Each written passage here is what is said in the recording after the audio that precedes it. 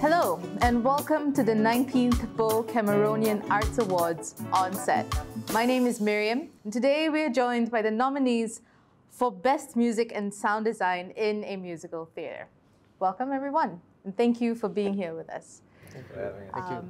Let's start with a simple question. How many years have you been in the industry? How many years? Yes. Terrence, go. Okay, I was in this industry about 20 years. Yeah, so I started like right after the college in Ocean. It's an audio institute. So after that, I joined actor studio in Bangsa. So from there onwards until now, it's about 30 years. 30 years. Yeah. Nice. It's the exact opposite for me because I'm relatively new in this theatre industry. I've only started working in this industry for the past 2 years, I think. But I've been doing sound engineering for about 5 years now. Only in theatre, I've only started like around last year with Shaf and his Liver and Lung production. Yes. Yeah. Yes. It's so different, isn't it? Yeah, it is different actually. Yeah. Well, what is some of the main differences? I think with live sound, it's I think it's the amount of, number one, like the cast that you're working with, right? And it's the environment, the sets that you're around, and how you're positioning your speakers. And with live sound is pretty straightforward, right? So yes, it's a significant difference. Yeah. Brian, I would love to revisit that that question a little bit more. That's why I stopped talking. Yeah, thank you. But yes, how many years have you been in the industry? 20 as well. Now that I think about it, it's a long time. I'm surrounded by seafood. It's a long time, but so much changes in between these 20 years. Yeah. Yeah. I think we started with analog consoles. Correct. Yeah. Okay. So like digital consoles. Like So since we're talking about sound design. Yeah. So literally like go through like from analog to digital, from all the technology involved in sound. It's so much different for live sound as well from last time in actor studio until now with like all very chunky equipment we have to make our life actually easier. Yeah. And actually make our creation can be more like think out of the box a bit to create the feeling that we want in the space. Yeah. So talking about space and live music and, you know, in the musical theater and stuff, how was it like for you? Because the space was very small. Yes. How, you know, what was the process like? We spoke to Benjamin earlier and he, you know, credit goes to you for creating that atmosphere. And how was it, the process for you? I think that when I first visited the space, I enjoyed the challenge of it because I knew I had to create something different, right? The stage across this line and the audience is a foot from the stage. Wow. Very close, right? So you can't set up your speakers conventionally like you do, right? Because then it will be too close to the audience. And you can't set it too far back because now you step onto the set. And whenever your microphones are in front of your speakers, you create a loop and then you have feedback, right? And so right now you're talking about 8 backing vocalists that are in the corner. They're all mic'd. You got a 4-piece band. You have sound effects. And then you have about 16 cast members that are mic'd up, right? And at some point, all of them are turned on, right?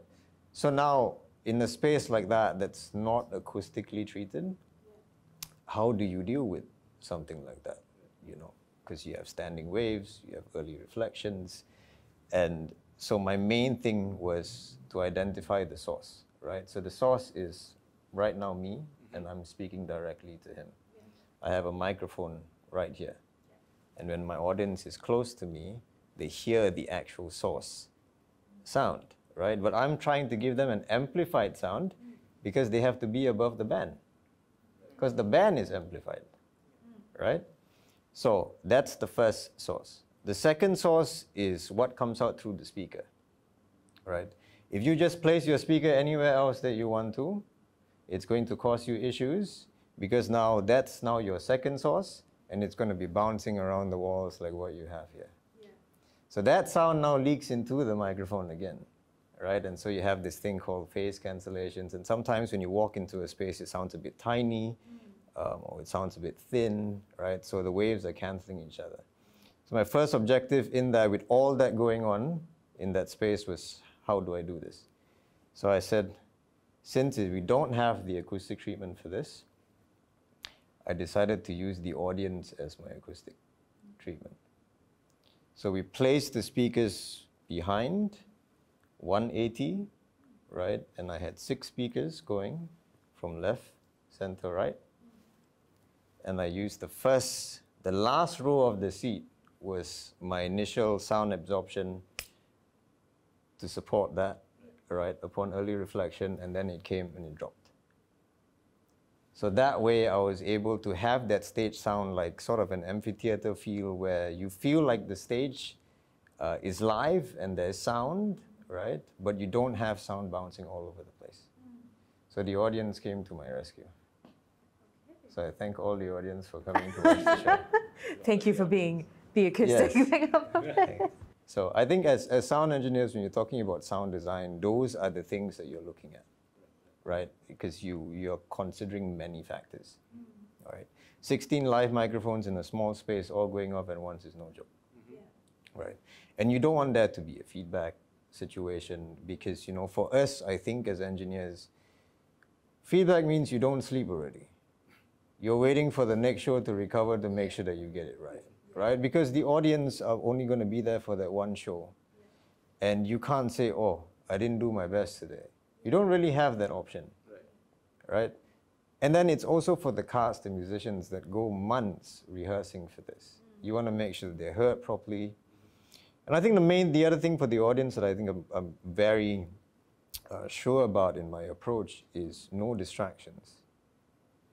So if we go to an island, right? And the idea with sound effects is to keep you there. I'm going to make sure that you stay there. I don't, because one small thing, a ring, all right, or a microphone not working, or something happens and poof, you snap out of it. And it takes it a while to sort of set back into it, right? And at the same time, I could count on the Lakefront experience, which is proprietary tech. That we've made, that we included in the show, that gave it a very nice polished finish on the sound. And essentially that's what we delivered. So I worked together with Boy, and Boy has been with Kelpak, and I've known him for years. Brilliant right hand to have. I absolutely adore the dude. Works very hard, wants to try new things, excited to try new things, knows how to have a good joke and a good laugh. So those are the things, I guess, that create a nice environment when you're working with like-minded people. You know what I mean? So that is my answer to that question. And Terence, what about you? How did you feel? What was the relationship between space and the way you did music and sound design? Well, when I started to do live sound, actually I started with very small space as well. And I realized the smaller space you have, the more challenge you got to make everyone happy. So the most important thing is in a small space, we cannot like make the speaker or the monitor speaker loud enough for them to listen themselves, because you need to take care of all the level in the right, precisely. Like, I mean, everyone just got enough. You can more than that or less than that. And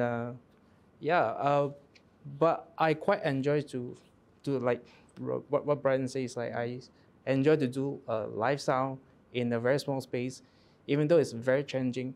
But once you can set up like perfectly like what you imagine in your head, and it happens at the space, the satisfaction is there. It's a very good feeling. Yeah. And funny enough, it's like in a small space, we place more speaker than a bigger space. Okay. Yeah. And then the more, because in like the Seruan Satu, actually I put like 12 speakers around the space to make it sound natural. It's not amplified. Yeah, that's the point that I want to bring out, is like in a small space, like what Brian just mentioned, we try to not to amplify, sound like an amplifier, but we enhance the space natural enough in the space to just to let everybody hear it clear and as natural as possible. Because we're not going for loudness, we're going for tone, right? So, and what we mean by that is exactly the way I sound now is how the audience needs to perceive it. But coming out through a microphone, going through a mixer, the speakers and all those kind of after the things. mixer coming out through the speakers. So all that is a part of that sound design. Then actually, when a lot of like a producer or like director ask like, why you place so much speaker around us, they feel like very loud. So that in their minds, they have these perceptions like speaker equals loud. Yeah, speaker equals loud. Yes. Yeah. And once we calculate everything in very like delays and everything to make it natural, they can't feel it. When they can't feel it, then another question come in. They're like, why you spend so much money to rent all this equipment, but I can't hear it? Yeah, but actually it's the other way around. So because we place enough speaker in that space and we make it more natural to project the details to the audience, and you won't feel like it's amplified. Yeah. And was it very challenging because the instrument is the gamelan? Yeah, the gamelan. Actually, when I redo the Rhythm in Bronze again this time, the first thing I have to study is not is the name of the instruments. Okay. They have so many of these, like literally like a character on the stage. So like when you do a musical, you have to remember all the actors, actress names. But in gamelan, you have to precisely point out which instrument that you are meant to. It's like theremin, or there's like barong. There's like a lot of like different type as well. So I have to study all these instruments with different sound. And because certain instruments acoustically is very hard to hear, even like without mics. If you put mics over amplified, they will sound very thick. Yes. And the producer actually they're very particular in this, like certain instruments, they want to hear it, but cannot be too obvious. Yeah, so that's the challenge of the show that I did. So for you, it was not just about that, knowing how to balance the sound, but also the instrument itself. Yeah, correct. Because no matter how you want to balance everything equally, but certain instrument you can't.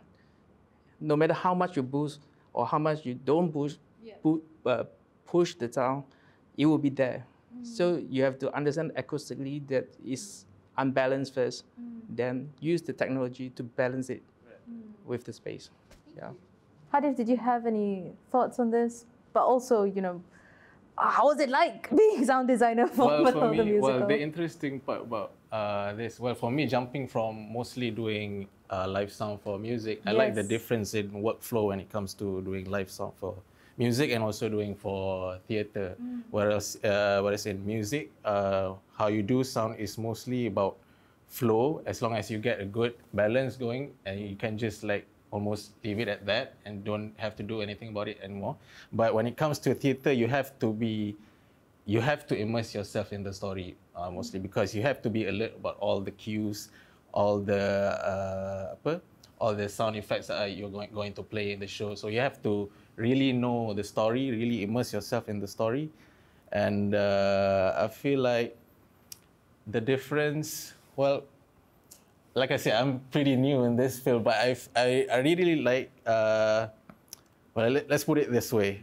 There's only so much you can do visually, but when it comes to audio, there's almost limitless possibilities. Even in a very tight space, you can add certain effects like echoes or delays to make a certain space, like you said, any small space to make it sound like it's much bigger than it is. Yeah. Especially if you know what you're doing, especially if you know what the story needs in that particular scene or adegan scene on that particular scene. Yes. So Malur had both historical and supernatural themes, okay? Right, that's so true. How did you? Okay, well, for Malur, I'm really digging because our director Shaf, he's really into. Whenever he does theatre, I really like the way he puts in our Malaysian culture in his not only writing but also in his songs. So macam for example, this year we did Sang Kancil and the Dragon King, which is the Dragon King is symbolic to this year's Chinese New Year, which is the year of the dragon. So somewhere in the story, the music was playing something like ting ting ting ting ting ting ting ting, which for us is very relatable to the Chinese celebration of Gong Sifar Syairat. So stuff like that, all the little stuff like that. And then last year we did Merlot, which was a very creepy theatre in contrast to this one, which is a kid show. So we had to use sound effects to make it much more creepier than it actually is being in that hall. So we added effects like babies crying and then add a lot of echoes to the laughing Pontianak, stuff like that, you know, just sound design stuff that you can't actually do visually, but when you add sound to it, it just enhances enhances the experience, I would say. Okay. I've got a little bit of a different question, but we talked a little bit about how, having been in the industry for a long time, and I'm sure you have an answer to this as well, but what are some of the things that you've been able to explore with a digital system? Because, you know, analog versus digital. Maybe just like one of the best experiences you've had with it, For me, it's been able to now do shows in surround sound and bring that immersive element to a theatre setting, right? That to me excites me, because as you're talking about different sounds, you know, it's as long as it's immersive and the director is for it, I'm very excited about it, right? I want to create that show with you. So right from script reading to working with the musical director, right? I'm looking at all the other different elements that I can add to the show. So we're finding different sound designs. You know, we're placing it in different speakers. So where you're sitting also makes a difference. It makes a difference, just like how you would watch a movie, right? So I think being able, for me, that's what I enjoy doing shows in now. And I think I will only continue to do shows in surround sound. Anyone else? Yeah, actually, like what Brian just mentioned, now with the technology that we have, whatever you imagine actually is possible. Last time, imagine like you want to do surround sound with different speakers. We have to bring a lot of equipment. Imagine like this is the board and here's all the equipment. Then there's one whole row of like all the splitters to all the different speakers. There's a lot of cables, a lot of equipment around you, and to just do a simple surround things and come out like a sound from backstage. This kind of thing is very hard to do. Like you have to play, maybe you have to put 2 CD player. Last time we do CD player. So it's like you have to time it correctly and you press in the same time and let the sound sync together and to do all these different effects. Miriam is too young for a CD. Yeah, sorry, but like, no, I'm old enough line.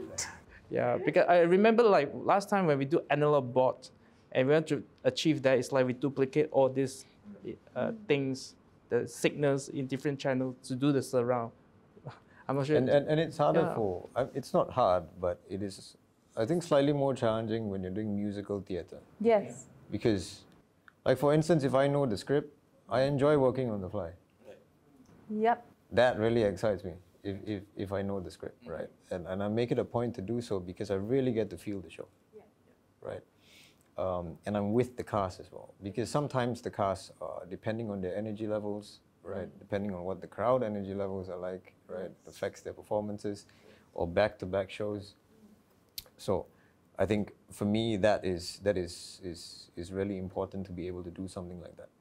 Other than that, it's if you're operating just purely on analog stuff, to try and know what's happening with the show, right, and following the script. If you're following the script and you don't know, trying to operate that, it's good. And then handle the microphones and the band and the sound effects and everything else.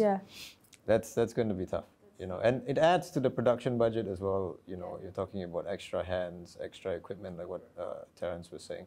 So I think digitally this has helped tremendously for us to be able to explore. Like there's no reason to say no to anything. To no now to anything, yeah. At this point. And Hadif, has that been the same for you? Like just exploring? I feel like the biggest benefit of using a digital system in a theatre is, for me mostly, it's just to be able to save the scene. Because I can't imagine macam after doing a show, and then if you're in an analog system, you have to reset everything for the next day. I can't do that. Yeah. I'd just rather just save Just the like, scene, come yep, back tomorrow done. and just load it. Yeah. And that's the thing we used to do. Yeah, Yeah, that's it. exactly. When I Man, started, respect for that. Yeah, when I started, like I think when we started back in the day, it's like, oh god, I can't believe we I don't said have back to in the day. Okay, especially if you're doing live sound. Yeah. So if you're mixing, like I used to love mixing monitors, right?